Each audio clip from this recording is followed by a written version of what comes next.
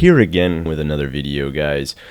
In this video, I'm going to be teaching you guys how to make my famous tofu scramble. I've followed a bunch of recipes online trying to make it, but it never comes out the way I want it to. I think it's just, with this, you really just have to keep trying it until you find like the measurements that you enjoy the most. Like sometimes it didn't taste that good and I failed, but I finally got it the way that I love it.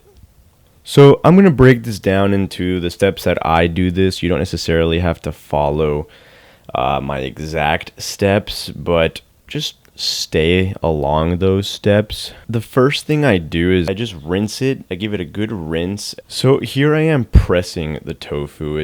I'm sure there's like a much better way to do this and a much more like effective way, but this is literally all I do. I just like keep pressing on it and squeezing it. Now the time has come to put your pan on the stove. I put a tiny bit of coconut oil on it, like just a spray.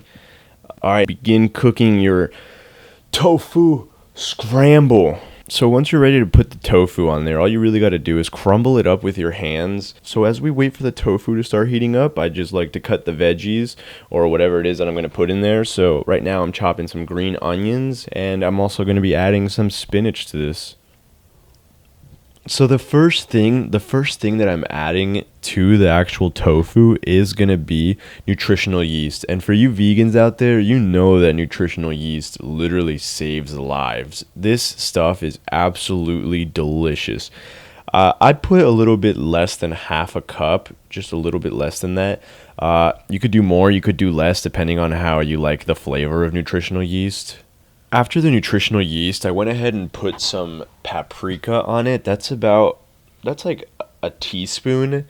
And then same thing, I just kind of like spread it all around and then mixed it all together. After the paprika, that's when I put like a teaspoon of turmeric, because that's what gives it like that really nice yellowish color, and it just gives it more flavor.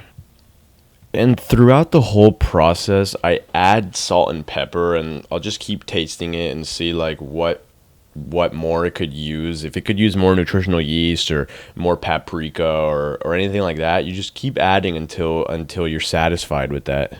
Now here you see me adding some sriracha. That's also just like personal preference. If you like sriracha, go ahead and put as much as you want in there. Once it's been cooking for a while, I bring it down to medium heat, and then I'll just add like about half a cup of unsweetened soy milk just to like soak it up a bit, and like it's gonna be like, this will help absorb all the flavors. Now it's time for the veggies. I love this part because I love watching spinach wilt. But yeah, and I'm adding the green onions right now. That's one of the last things I put in. Don't really know why, but I think it keeps the most flavor. I decided to add some peppers for extra taste.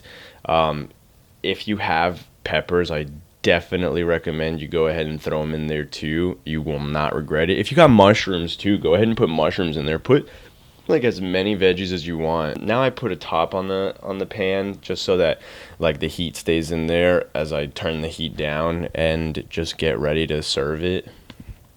Oh, this is the second to best part. Just look at all that tofu scramble just pour onto the plate.